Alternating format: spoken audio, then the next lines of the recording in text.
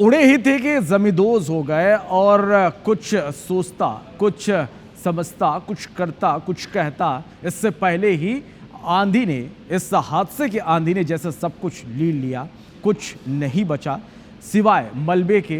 राख राख जिंदगी, चप्पे चप्पे में मौत का मंजर। जिसने भी देखा दिल दहल गया, जिसने भी सुना उसके कान सुन्न पड़ गए। 241 जिंदगियां खत्म हो गई देखते ही देखते। सदमे में जब इस सदमे से उभरे तो सवालों ने लोगों को घेर लिया। आखिर क्या हुआ होगा? क्या तकनीकी खराबी आई होगी? क्या परिचालन में कोई गलती हुई है? कई तमाम ऐसे सवाल हैं। रिपोर्ट देखिए।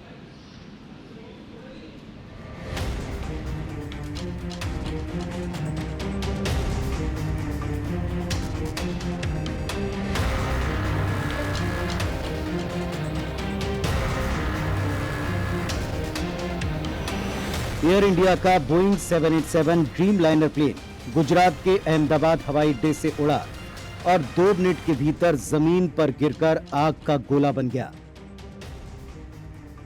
चंद मिनटों में विमान धू धू कर जलने लगा, जिसे कई किलोमीटर दूर से देखा जा सकता था। सोशल मीडिया पर इस प्लेन क्रैश के कई वीडियोस वायरल हैं, जिनमें दुर्घटना स्थल से धुएं का काला गुबार आसमान में उठता दिख रहा है। आनन फानन में अहमदाबाद और वडोदरा समेत आसपास के कई शहरों से एम्बुलेंसेस को मौके पर भेजा गया। तकरीबन 2 घंटे की मशक्कत के बाद इस आग पर काबू पाया जा सका। ये विमान अहमदाबाद से लंदन जा रहा था, जिसमें कुल 230 यात्रियों समेत 242 लोग सवार थे। इनमें 169 भारतीय, 53 ब्रिटिश, 7 पुर्तगाली, 1 कनाडाई और 12 क्रू मेंबर थे। इन सभी की हादसे में मौत हो गई। शव इतनी बुरी तरह झुलस चुके हैं कि उनकी पहचान कर पाना बेहद मुश्किल है। एयर इंडिया 171 फ्लाइट में अहमदाबाद से लंदन जाने के लिए 230 पैसेंजर की बुकिंग थी। उसके सिवाय क्रू मेंबर भी थे।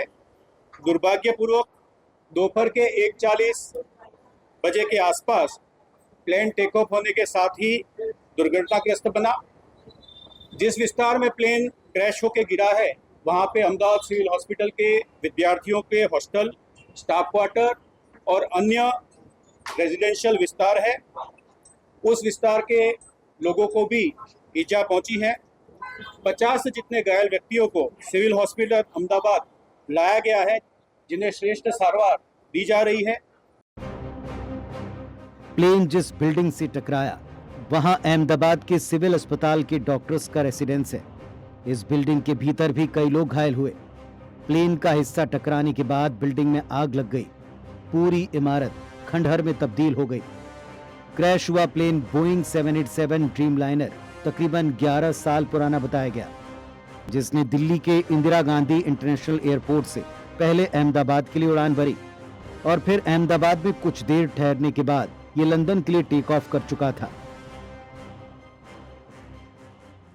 फ्लाइट थी, वो टेक ऑफ के बाद यहाँ पे क्रैश हो गई है, जिसमें प्रिलिमिनरी हमें पता चला है कि 223 जितने पैसेंजर थे।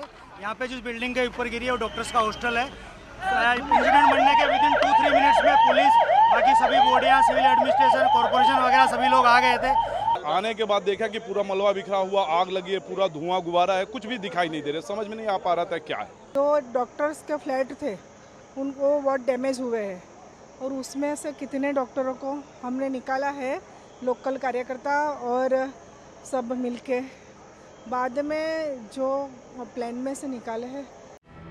हादसे की जानकारी मिलते ही केंद्रीय गृह मंत्री अमित शाह अहमदाबाद पहुंचे।